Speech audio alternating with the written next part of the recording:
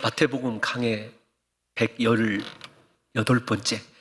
오늘 우리가 이 본문을 이해하기 위해서는 18장이 교회론이었다, 예수님이 원하시는 교회의 모습과 오늘 19장이 나름대로 상관이 있다, 관련이 있다라는 것을 우리 성도 여러분들이 먼저 이렇게 조금 기억을 하셨으면 좋겠습니다. 혹시 오늘 처음 설교를 들으시는 성도분들이 계시다면 이렇게 마태복음이 쭉 이어져 오기 때문에 그 간극을 어떻게 좀 잘 극복할 수 있을까라고 하는 것도 큰 이 과제이겠지만 말씀을 함께 이 부분만 살펴보아도 크게 어려움이 없을 것이라고 제가 기대를 합니다. 저만의 기대예요. 여기서부터 이제 설교를 시작하도록 하겠습니다. 예수님께서 오늘 마태는 19장에 들어서면서부터 예수님이 이동하시는 경로, 동선을 우리에게 이야기하셔요. 요단강을 건너셔서 유대 지경에 이르렀다. 요단강 건너 유대 지경에 이르렀다. 이렇게 이야기를 합니다. 마태가 예수님의 동선을 지적할 때는 그만한 이유가 있습니다. 특별히 갈릴리를 떠났다, 이런 표현을 생각해 보시면 마태복음 4장에서부터 예수님께서 교회론에 대해서 가르쳐 주신, 그러니까 예수님의 설교에 4가지의 설교가 어디에서 이루어졌는가 하면은 바로 갈릴리 지역에서 이루어졌어요. 마태복음 4장과 18장까지의 예수님의 활동 무대가 갈릴리였다. 갈릴리를 중심으로 물론 이방 땅에도 복음을 전하신 것이 사실입니다. 예수님께서 이제 마태의 한 편의 설교만 남겨놓고 계신데, 그 한 편의 설교는 유대 안에 예루살렘에서 행해진 설교일 것이다 라는 것을 우리 성도 여러분들이 우선 폭 넓게 하나 정리를 하셨으면 좋겠습니다. 예수님이 이제부터 마태복음 19장에서부터 28장까지의 활동 무대는 예루살렘이 될 것이다, 폭 넓게는 유대 땅이 될 것이다 라고 하는 것을 여러분들이 머릿속에서 한번 이해를 하셨으면 좋겠어요. 그런데 예수님께서 갈릴리를 떠나서 유대 지경에 활동하실 때에도 은혜 받는 무리가 따로 있습니다. 2절을 보게 되면 큰 무리가 따르다, 예수 그리스도를 따르다라고 하는 이 동사는 마태복음에서 예수님을 따르는 자들에게는 언제나 놀라운 기적과 치유의 역사와 권세가 있는 가르침이 뒷받침되었다라는 것을 우리 성도 여러분들이 기억하실 것입니다. 그래서 마태는 여전히 누가 예수 그리스도를 끝까지 따를 것인가 라고 하는 이 예수 그리스도와의 관계성을 우리에게 저 따르다라고 하는 말로 도전하고 있어요. 사랑하는 성도 여러분들이 기적이 있는 장소뿐만 아니라 내 삶의 형통함의 안전한 자리뿐만 아니라 예수님이 고난받으시는 십자가의 자리까지 함께 따라갈 수 있는 진정한 제자들 되시기를 예수님의 이름으로 축원합니다. 예수님을 따르는 인생이 진정한 예수 그리스도의 십자가의 능력과 그 다음에 구원의 은혜뿐만 아니라 진정한 제자들로 거듭나게 되어지는 것을 보게 돼요. 또 하나, 예수님을 따르는 인생들에게는 병이 고침받고 인생의 방향이 바꾸어지게 될 뿐만 아니라 삶의 목적이 달라지더라 라고 하는 것이 마태가 우리에게 성령의 감동을 따라서 가르쳐주는 중요한 메시지입니다. 그래서 우리 성도 여러분들과 제가 주님 나라가 이 땅에 임할 때까지 사람 따라가지 아니하고 환경 따라가지 아니하고 세대 따라가지 아니하고 오직 십자가 지고 예수님만 따라갈 수 있는 귀한 성도들 되시기를 예수님의 이름으로 축원합니다. 이렇게 예수님의 동선을 여러분들이 조금 기억해 놓으셨으면 좋겠어요. 예수님이 요단강을 건너서 유대 지경에 이르렀다, 이 말이 다음 이어지는 설교의 하나의 중요한 이해할 수 있는 열쇠가 되기 때문에 여러분들에게 이 동선에 대해서 말씀을 드리는 거예요. 유대 지경에 이르렀습니다. 요단강을 건너셨고요, 이렇게 표현을 하고 있는데, 그때 바리새인들이 예수님께 나와서 시험을 합니다. 이 바리새인들이 목숨 걸고 하는 시험이에요. 그 시험이 앞에서도 있었어요. 어떤 시험이 있었냐면 가이사에게 세금을 바치는 것이 가하니까? 라고 하는 질문이었어요. 그 질문 못지않게 이 질문이 예수님에게는 상당히 인간적으로 보면 치명적인 시험이 될 수가 있습니다. 왜 그런가 하면은 그 당시에 바리새인들에게는 크게 두 갈래의 파가 존재합니다. 크게 말씀드리는 거예요.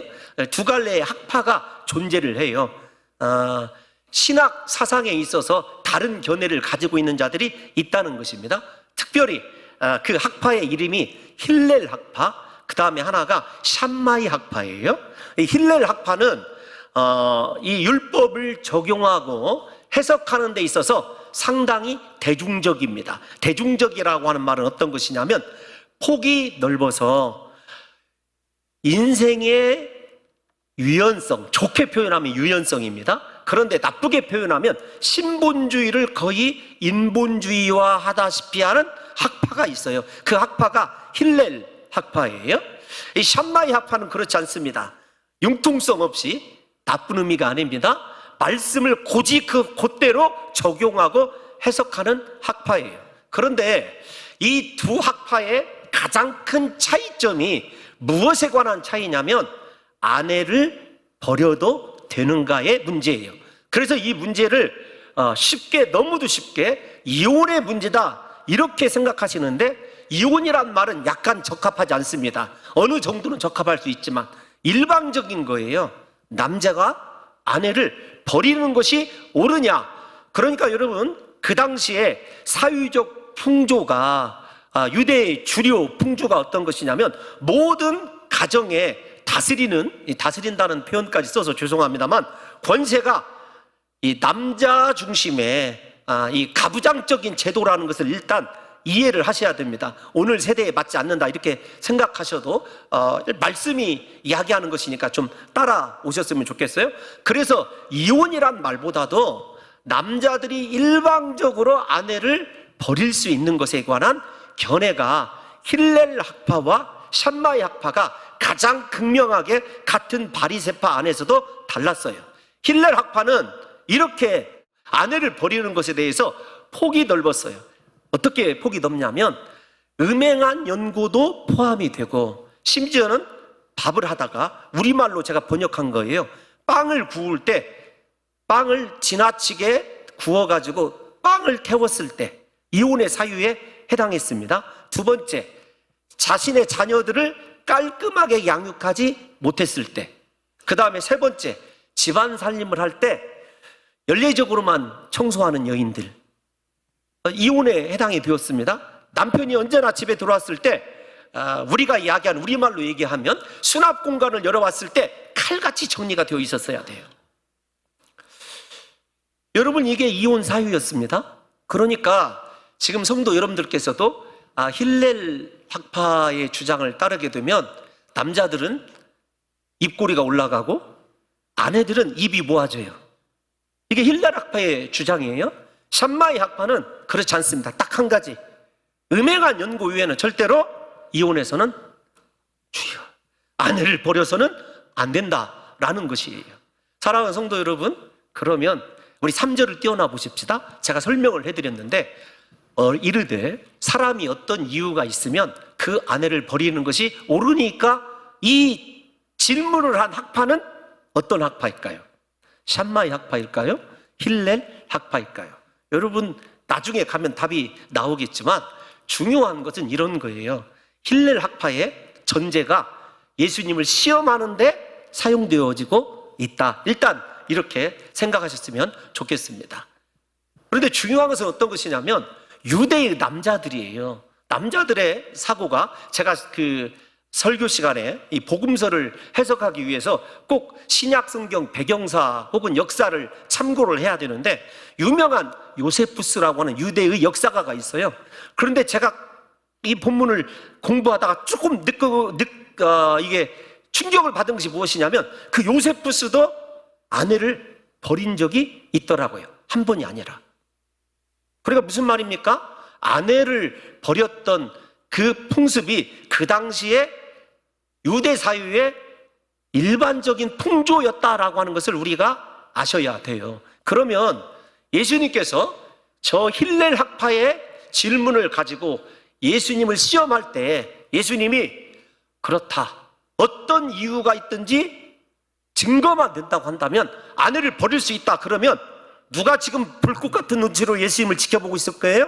샴마이 학파가 저 사람은 하나님의 말씀을 따라가는 사람이 아니라 사람을 따라가는 자이고, 그리고 지금까지의 그의 가르친 거룩함의 가르침이 모두 다 거짓이다 라고 하는 것을 이야기하려고 준비하고 있어요. 두 번째, 만약에 예수님이 아니다, 음행한 연고 외에는 아내를 버리는 것이 옳지 않다 이렇게 얘기하면 힐렐 학파와 지금 폭넓게 율법을 해석했던, 그리고 그 힐렐 학파의 주장을 따르는 유대 남성들이 손에다 돌을 들고 네가 하나님의 말씀을 어떻게 우리에게 거짓으로 가르칠 수 있느냐 도전할 수 있는 빌미가 됩니다. 그런데 여러분, 우리가 이 본문을 읽어보면 아니 그 정도가 예수 그리스도를 죽일 수 있는 시험일까 이런 생각이 들 거예요. 그래서 다시 왜 이 시험이 예수님에게 치명적인 시험이 되는가를 조금 더 설명을 해야 돼요. 그것은 제가 앞에서 여러분들에게 미리 이해를 하셨으면 좋겠다고 한 예수님의 동선입니다. 예수님이 요단강을 건너서 유대 지경에 들어오셨어요. 그러면 그곳이 어느 곳이냐라는 거예요. 조금 더 생각을 돕자면 마태복음 18장 교회론, 교회가 어떤 것이냐에 대한 가르침은 예수님이 가버나움에서 가르쳐 주신 말씀입니다. 그런데 왜 이 19장의 유대 지경에 들어왔을 때 바리새인들이 진을 치고 기다리고 있다가 일종의 함정을 파고 기다리고 있다가 예수 그리스도에게 이 질문을 던졌는가라고 하는 것이 중요한 것 아니겠습니까? 마가복음 10장 1절 동일한 본문을 한번 읽어볼게요. 시작. 예수께서 거기서 떠나 유대 지경과 요단강 건너편으로 아멘. 가시니. 조금 달라요. 마태복음에서는 요단강을 건너서 유대 지경에 이르렀다. 마가는 뭐라고 얘기하냐면 유대 지경, 접속사가 있어요. 유대 지경도 되고 요단강 건너편도 되는 곳이다, 이렇게 지명을 조금 더 구체적으로 얘기를 했습니다. 그러면 우리가 저 말을 이해하기 위해서는 유대 지경이란 말을 어떻게 이해를 해야 되냐면 접경이다, 이렇게 이해를 해야 돼요. 그러면 유대와 접경을 이루고 있고 요단강을 건너야만 만날 수 있는 곳이 어느 곳이냐면 베레아입니다. 베레아라고도 합니다. 여러분, 우리가 잘 아는 사도행전에 나오는 베레아가 아니에요. 그리스에 있는 베레아가 아니라 유다 지경과 접속해 있는 베레아 지역이에요. 근데 이 베레아와 유다 접경 지역, 갈릴리를 다스리는 본봉왕이 있어요. 누구냐면 마태복음 14장을 기억하시는 분들은 쉽게 생각이 나리라고 되어집니다만은 헤롯 안티파스입니다.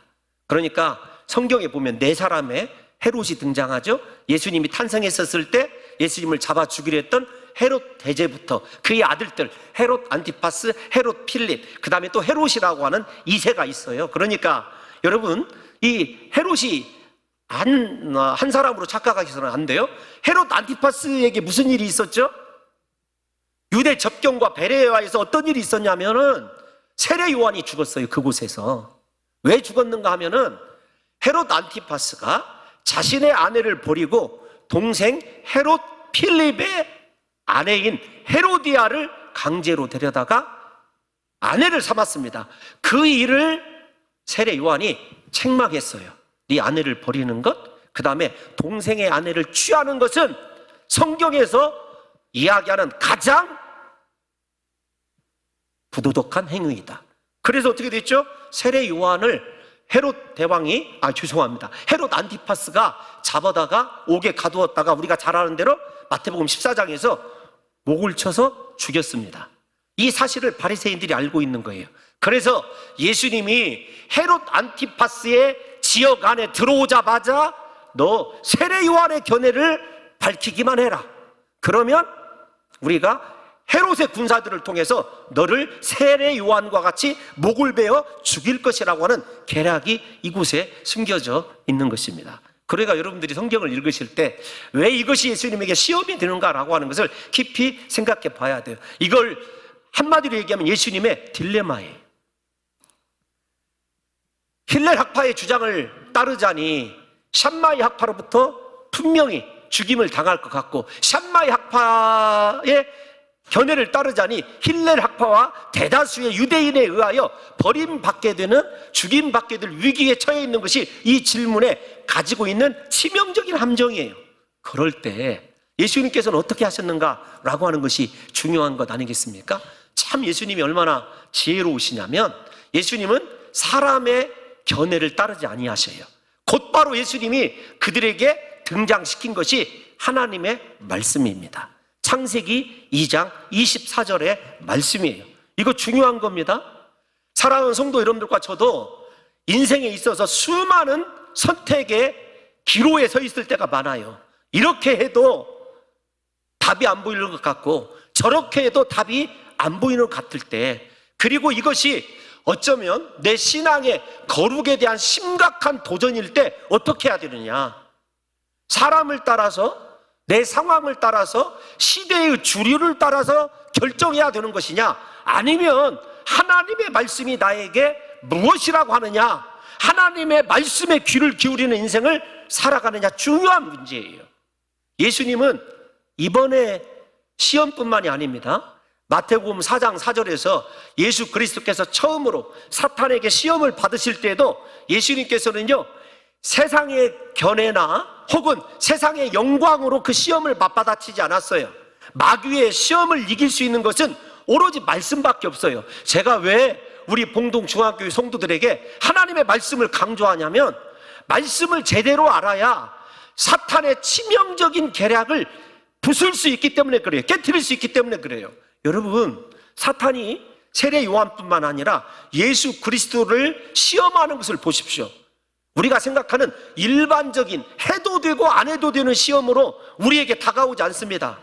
마귀는 우리를 시험한다고 했었을 때 우리에게 어쩌면 치명적이고, 우리가 그 한 번의 마귀의 시험에 넘어짐으로 말미암아 지금까지 우리 인생의 중요한 모든 것을 다 잃어버릴 만한 아주 교활한 계획을 가지고 우리에게 나온다는 사실을 잊어서는 안 돼요. 그래서 신앙생활은 언제나 영적으로 민감해야 되고, 하나님의 말씀이 무엇이라고 내게 명령하고 있는지를 정말로 세밀하게 들여다봐야 되기 때문에, 우리 사랑하는 성도 여러분들과 제가 언제나 선택의 기로에서 시대가 무엇이라고 하는가, 시대의 흐름이 어떤 것인가, 사람들은 어떤 결정을 하는가라고 하는 것이 중요한 것이 아닙니다. 융통성 없는 것 같고, 또는 내가 생각할 때 이거 도저히 불가능한 것 같아도 말씀을 선택해야 돼요. 하나님의 말씀이 무엇이라고 그랬는가. 근데 제가 이 예수님의 지혜로우심도 참 너무도 귀하지만, 인생을 조금 살아오면서 느낀 것이 있어요. 사람을 따라서 타협을 하면서 결정한 것은 열매가 없어요.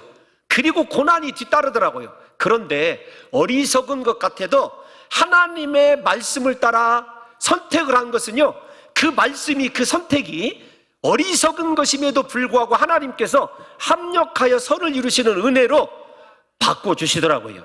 이게 제가 경험한 거예요. 그래서 저는 여러분들이 잘 아시는 시편 119편 105절에서 다윗이 왜 그렇게 고백하고 있는지를 알아요. 시편 119편 105절을 보면, 주의 말씀이 내 발의 등이고 내 길에 빛이 나이다. 실수가 없는, 어두움이 있어도 절대로 넘어지지 않는, 실패가 없는 인생을 살아가는 것은요, 하나님의 말씀에 이끌려가는 인생이라고 하는 것을 저도 절감하고 있어요. 그래서 우리 사랑하는 성도 여러분들에게 첫 번째, 예수님만 따라가야 되고, 두 번째, 인생의 선택 앞에서 선택의 근거가 여러분의 경험이나 지식이나 세대의 흐름이 아니라, 여러분 고리타분한 것 같아도 하나님의 말씀에 의한 선택 되시기를 예수님의 이름으로 축원합니다. 그런데 이 바리새인들이 질문한 것, 어떤 아무 이런 말이거든요. 이유가 있거든 이라는 말이 굉장히 중요합니다. 우리 3절을 다시 띄워놔줘 볼게요. 어떤 이유가, 이 어떤이란 말은 헬라어로 찾아보면 아무 이런 뜻이에요. 아무나, 아무 것 이런 뜻입니다. 그런데 이 어떤이라고 하는 말은 상당히 포괄적인 말이에요. 여러분, 만약에 가정에서 아내가 오늘 여보 점심 뭐 먹을 거야? 그러면 어떻게 대답하죠? 조심스럽게 대답하지 않습니까? 순간적으로 긴장하고 무엇을 먹는다고 대답해야 될까? 아무거나. 그러면 사실은 모든 주도권을 아내에게 넘기는 거잖아요. 네, 모든 거 해주는 대로 먹겠다. 그래서 저 어떤이란 말은 아무거나 그런 뜻이에요. 그리고 이유라는 말은 헬라어를 찾아보면 아이티안이라고 하는 단어인데 어떤 뜻이냐면 법적으로 증거만 될 수 있다면 그런 뜻입니다. 다른 것이 아니라 어떤 이유든지 내가 법적으로 증거만 조작할 수 있다면 이런 뜻이 되는 거예요. 그러니까 굉장히 아주 악의적인 질문임을 알 수가 있어요. 그런데 예수 그리스도께서 이 말씀에 대해서 왜 하나님의 말씀을 가지고 대적하시는지를 우리가 생각해 봐야 합니다. 우리가 6절까지 한번 볼게요. 6절을 한번 다시 보겠습니다. 시작. 그런즉 이제 둘이 아니요 한 몸이니 그러므로 하나님이 짝지어 주신 것을 사람이 나누지 못할지니라 하시니. 중요한 것은 어떤 것이냐면 결혼이라고 하는 것이 너의 의지로 이루어진 것이 아니라는 것입니다. 누가요? 결혼의 주도권이 하나님께 있다라는 거예요. 네가 비록 좋아서 그 사람을 만난 것 같고 네가 결정한 것 같지만 아니라는 거예요. 하나님이 적어도 허용하셨다는 것입니다. 이따가 이 허용에 대해서, 허락에 대해서 말씀을 드리게 될 거예요. 하나님이 허락하셨다는 것입니다. 그런데 짝지어 주다라는 말은 쉰의 죽순이라는 말이거든요. 쉰이라고 하는 것은 함께라는 말이에요. 그 다음에 이 죽순이라는 말은 어떤 말이냐면 한 멍에에 두다, 멍에 아래에 두다, 결의 아래에 두다, 이런 뜻입니다. 그러니까 결혼이라고 하는 것이 두 사람이 하나님이 허락하신 멍에 아래에 머무는 것이에요. 그러니까 얼마나 두 사람이 보조를 맞춰야 되고 호흡을 맞춰야 되고 양보해야 되고 배려해야 되는 것이 결혼입니다. 왜 그렇게 해야 되냐면 이 말이 중요해요. 하나님의 뜻을 이루어야 되기 때문에.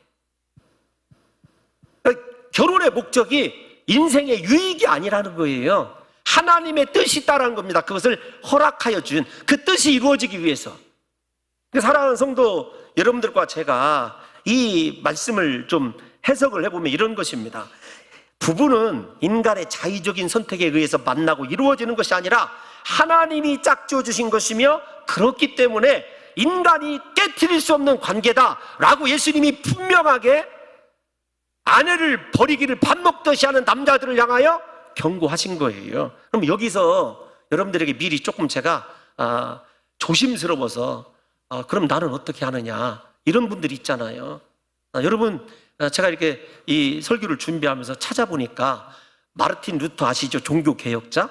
존 칼빈 아시죠?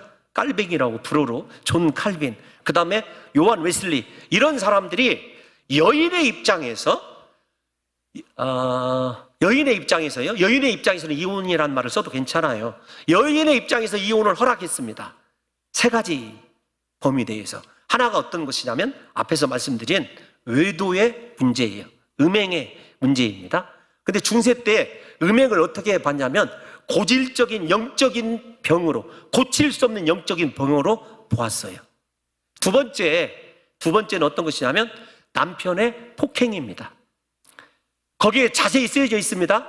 한 번 폭행한 것은 계속해서 이어진다. 아내의 생명이 중요한 것이지 결혼이 중요하지 않다. 세 번째는 중독의 문제였습니다. 남편이 그 당시에 술과 도박에 중독이 되어 있거든.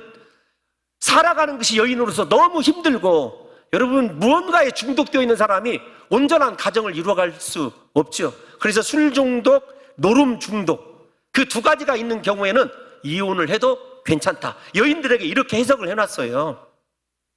제가 왜 갑자기 이 말씀을 띄워드리냐면, 여러분 생각에 어떤 것이 옳으냐 분명하게 대답을 해드리면 결혼의 주권은 하나님께 있는 것이고 하나님께서 짝지어진 것을 사람이 절대로 나눌 수 없다. 그러니까 중요한 것은 결혼이 얼마나 신중해야 되는가, 하나님의 뜻 아래서 행해져야 되는 것을 먼저 우리 성도 여러분들이 아셔야 돼요. 그러면 지금의 상황에서 나는 진퇴양난이다.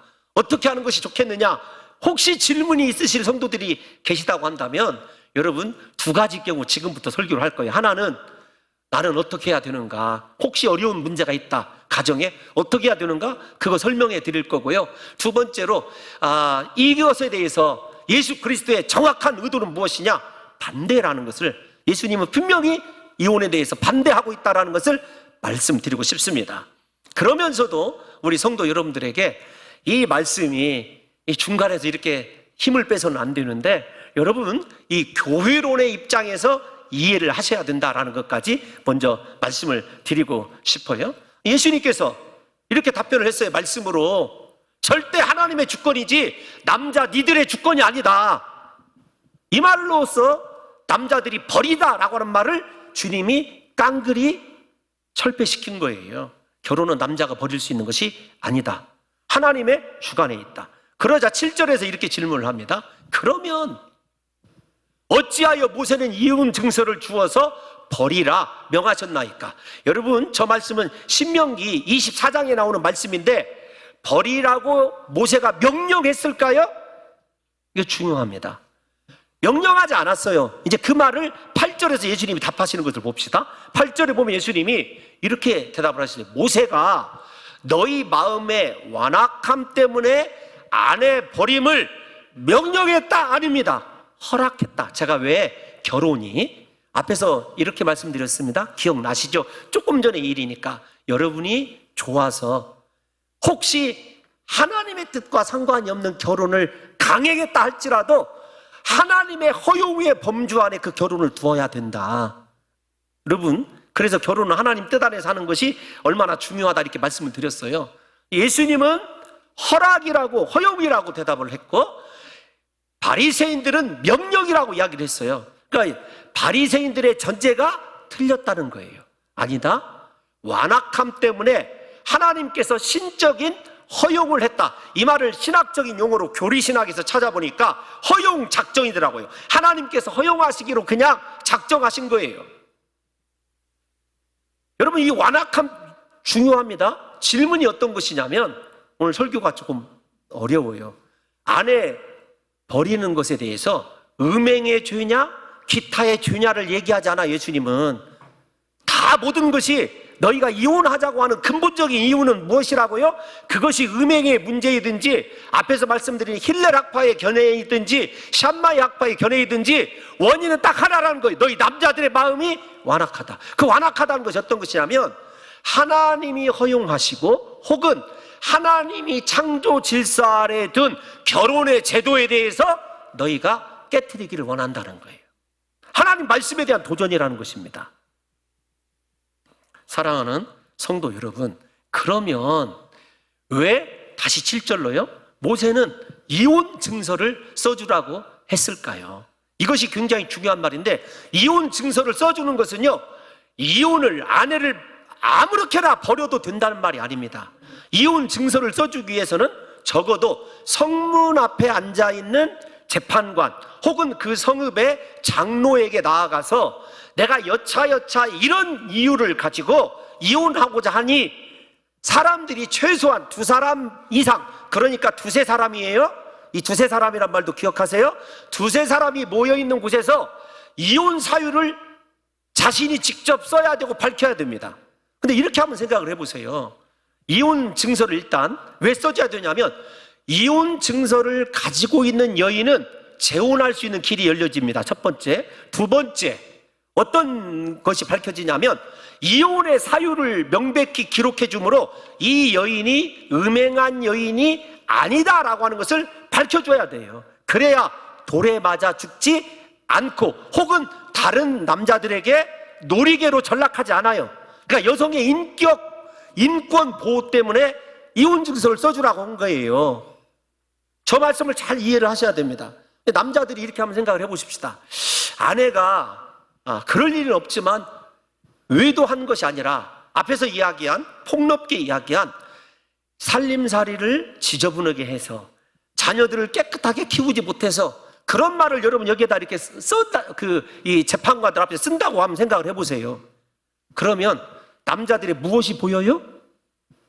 속이 보이죠. 아, 너 사실은 이 어떤 이유 가운데 이 이유를 대지만 네가 근본적으로 이 아내를 사랑하지 못할 뿐만 아니라 네가 다른 여자와 결혼하고 싶어서 아무 까닭 없는 이 여인에게 어떤 이유를 걸어서 이혼하려고 한다라고 하는 그 남자의 속이 만천하에 드러나 보이거든요. 그러니까 그것을 쓰려고 할 때 어지간한 이 마음과 얼굴에 철판 깔은 사람이 아니면 이혼증서 쉽게 쓰겠습니까? 만천하에 최소한 두세 사람이 있는 가운데서 드러나는데, 또 하나는 그래도 다 죽은 양심이지만 남자의 양심에 호소를 하는 거예요. 생각해 보세요. 참 어려운 가정에 결혼해서 나 같은 사람하고 아이도 낳고 그동안에 밥도 해주고 빨래도 잘 해줬는데 하면서 나름대로 이렇게 쓰다가 에이 이거 부끄럽기도 하고 이거 못하겠다, 그 이혼증서를 버리는 수가 있잖아요. 여러분들이 얼굴을 보아하니 나는 안 버려 절대로. 여러분 이제 그렇게 보일 것 같아요. 그런데 여러분이 생각해 보십시오. 그래서 이혼증서를 써주라는 말은 절대로 남자들에게 마음대로 이혼할 수 있는 권리를 준 것이 아니라 아내들을, 여성들을 최대한으로 보호하자는 거예요. 마지막 이유가 어떤 것이냐면 그 당시에 이혼을 하고 여러분 재혼하지 아니하면, 어떤 가장 밑으로 들어가지 아니하면 절대로 여인 혼자서는 먹고 살 수가 없어요. 왜냐하면 모든 땅이며 경제적인 이 유산이며 상속권이 전부 다 남자 중심으로 되어 있기 때문에, 죄송한 표현이고 여러분들이 들으시면 화날 만한 표현이지만 그 당시에 여인에게는 아무 권세가 없었어요. 그러니까 남자에 붙어 있어야만 살 수가 있었던 거죠. 그래서 그 여인들에게 재혼도 하고 살 길을 열어주기 위해서 이혼 증서가 필요했다는 것입니다. 근데 바리새인들은 어떻다고요? 이혼 증서만 써주면 얼마든지 이혼해도 된다고, 아내를 버려도 된다고 모세가 명령했다라고 하나님의 말씀을 비틀어서 왜곡하고 있는 것입니다. 예수님은 뭐라고 대답하냐면 9절을 보면 부도덕한 간음을 전제로만 아내를 버릴 수 있다라고 말씀을 하셨어요. 근데 주의해야 돼요. 저 본문을 읽으실 때 저 본문에 누구든지 음행한 이유 위에 아내를 버리고 다른데 장가드는 자는 간음함이니라 이렇게 얘기를 했을 때 예수님께서 직접적으로 그래, 샴마이 학파의 주장대로 음행을 범한 아내는 네가 버릴 수 있다, 예수님이 지금 단호하게 말씀하고 계시는 것 같습니까? 예, 일면 그렇게도 보여져요.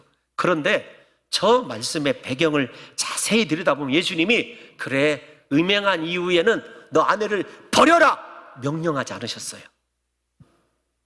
그 아내를 버리고 다른데 장가 가는 것은 간음합니다 이렇게 얘기를 하셔서 주님이 이 아내가 음행했었을 때는 이혼할 수도 있다라고 말씀하셨어요. 이혼할 수도 있는 거예요. 이혼하라고 명하신 것이 아닙니다. 왜 그럴까요? 여기부터가 중요합니다. 여러분, 앞에서 예수님께서 교회론을 말씀하실 때 교회론의 결론이 어떤 것이었죠? 지난 시간에 배웠어요. 1만 달란트 탕감받은 자의 비유를 생각하셔야 됩니다. 이제 거꾸로 갈게요. 잃어버린 양 한 마리를 찾기 위해서 네가 길 잃지 않은 99마리의 양을 놔두고 산으로 찾아가고, 그 너에게 중요합니다. 너에게 교회에서는 연자맷돌을 목에다 메고 들어갈 만한 죄를 범한 그 사람도 네가 용서하기 위해서 혼자 찾아가서 권면하고 또 다른 사람을 찾아가서 권면하고 그 다음에는 교회에게 이야기하고, 그것도 부족해서 너 어떻게 했지?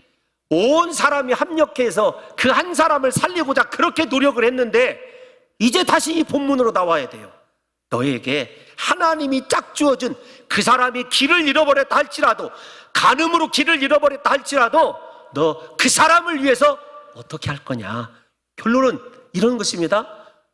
이혼할 수도 있다. 두 번째 가능성, 너 용서해야 된다라고는 가르침이 밑바탕에 여러분 내재하고 있다는 것을 아셔야 돼요. 무슨 말이냐면 교회에서는 네가 사람들 보는 앞에서 혹은 공동체 앞에서는 어떤 사람도 용서할 만한 마음의 자질과 신앙의 기초를 보여준 네가 너의 집에서는 왜 그렇게 잃어버린 양 한 마리를 진짜 찾아 나서는 용서와 사랑이 없느냐예요. 여러분들이 이렇게 물어보시면 목사 설교가 오늘 너무 비약적인 것 같다 이렇게 생각하실 것 같아서 그 다음 그러면 이 가정에 대한 아내와 남편의 관계에 이어서 이어지는 두 번째 교훈이 어떤 것인지 한번 볼까요? 13절에서 15절 13절을 보면 이렇게 얘기합니다. 그때 사람들이 예수께 안수하고 기도해 주심을 바라고 어린아이들을 데리고 오매 제자들이 꾸짖건을 14절을 같이 읽어야 됩니다. 시작. 예수께서 이르시되 어린아이들을 용납하고 내게 오는 것을 금하지 말라. 천국이 이런 사람의 것이니라 하시고. 아멘. 이거 어디에서 듣던 거예요? 바로 교회론이 시작하는 마태복음 18장 1절에서 4절. 어린아이와 같이 자기를 낮추지 아니하는 자는 결단코 천국에 들어가지 못한다. 다시 어린아이에 대한 이야기예요. 그 다음에 마태복음 18장 6절 이후부터 5절 이후부터 여러분 그때부터는 파이디온이 아니라 작은 자가 소자가 어떤 거라고 여러분들이 가르쳐 드렸죠? 미크론 사회적 약자예요.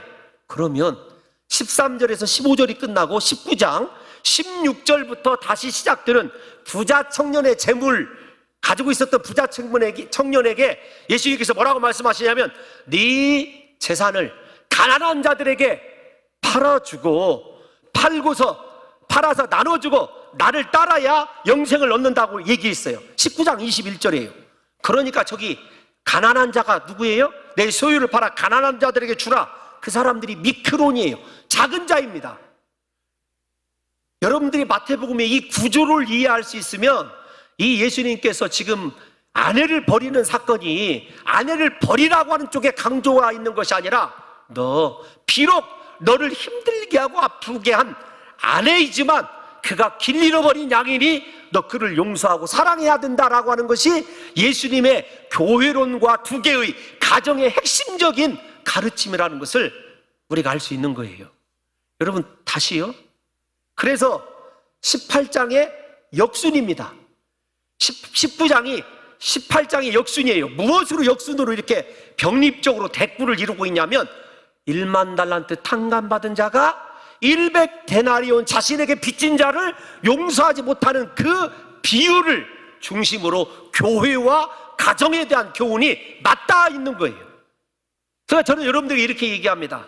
여러분 절대로 아내가 혹시나 그런 죄를 범했다 할지라도 내 자신이 1만 달란트 탕감받은 자이기 때문에 아내를 용서할 수 있으면 그 사람이 진정한 가정교회를 이루는 거예요. 이것이 너무 어렵죠. 그러니까 제자들이 화를 내요. 예수님에게. 우리 본문으로 돌아와 봅시다.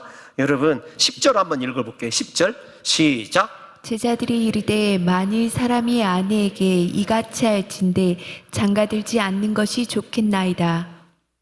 저 사람 이야기 가운데는 베드로는 장가를 가서 예수님을 따라다녔기 때문에 아닐 것 같아도 저 이야기를 한 사람이 저는 베드로일 것으로 범인은 베드로일 것으로 저는 그렇게 생각을 하고 있어요. 사람이 아니 어떻게 이렇게 용서하고 힘들게 살아가요. 바꾸고 싶을 때 바꿔야지. 제자들마저도 그런 사고에 사로잡혀 있었던 거예요. 차라리 그냥 예수님 저 장가 안 가고 혼자 살게요. 예수님이 또 이렇게 천연덕스럽게 잘 받아주세요. 11절에 뭐라고 얘기했냐면 남자들의 생리를 아시는 거죠. 이르시되 사람마다 이 말을 받지 못한다. 이 말이 중요해요. 아무나 아내를 용서할 수 있는 것 아닙니다. 두 번째, 아무나 혼자 살 수 있는 것이 아니에요. 하나님의 특별한 뜻을 이루고 하나님의 은혜가 있는 사람만이 진정한 교회도 이룰 수 있고 진정한 가정을 이룰 수 있는 거예요. 여러분 보십시오. 이 말을 받지 못한다라는 말이 예수님의 말씀이에요. 12절에 보면 어머니의 태로부터 든 고자, 날 때부터 고자가 무엇인지 꼭 아셔야 되겠어요? 고자, 사람이 만든 고자, 환관들 있잖아요. 환관이란 말이 어려우세요? 내시 들었습니까? 그런데 주님이 뭐라고 얘기냐면 천국을 위하여 스스로 든 고자도 있다. 사도 바울 같은 사람이 그런 것 아니겠습니까? 초대 교부 가운데서 오리겐 같은 사람들이 있어요. 그 사람들을 이야기할 때 그러면 사도 바울이 결혼을 천시 여겼나요? 아닙니다. 결혼을 얼마나 귀하게 여겼는지 고린도전서를 한번 읽어보세요. 그러니까 결혼을 해서 그 가정을 온전히 지키는 것도 하나님의 뜻과 하나님의 은혜 없이는 불가능한 것이고, 천국의 가치를 위하여, 하늘의 상급을 위하여 스스로 혼자 사는 것도 베드로야, 네 뜻대로 안 돼. 너 지금은 혼자 사는 것이 좋다고 할지 모르지만 안 된다는 거예요. 하나님의 특별한 선택과 은혜가 주어질 때 가능하다는 것입니다. 여러분, 여러분의 삶의 결혼의 목적이 천국을 위한 것이어야 아내를 용서할 수 있고 사랑할 수 있으며 남편에 대한 용서도 가능합니다. 혹시 난 혼자 주님만을 위하여 살아가야 되겠다, 그거 하나님의 특별한 은혜가 아니면 훨씬 더 심각한 죄에 빠질 수 있다는 것을 저와 여러분들이 잘 알고 있지 않습니까? 부디 사랑하는 성도 여러분들의 가정이 천국을 위한 가정 되어서 나는 교회에서 뿐만 아니라 우리 가정에서도 용서의 정신, 사랑의 정신으로 내 가정을 축복하리라고 결단하심으로 우리 봉동중앙교회가 건강한 교회, 우리 교회에 속해 있는 성도들의 가정이 건강한 가정으로 날마다 세워지시기를 예수님의 이름으로 축원합니다.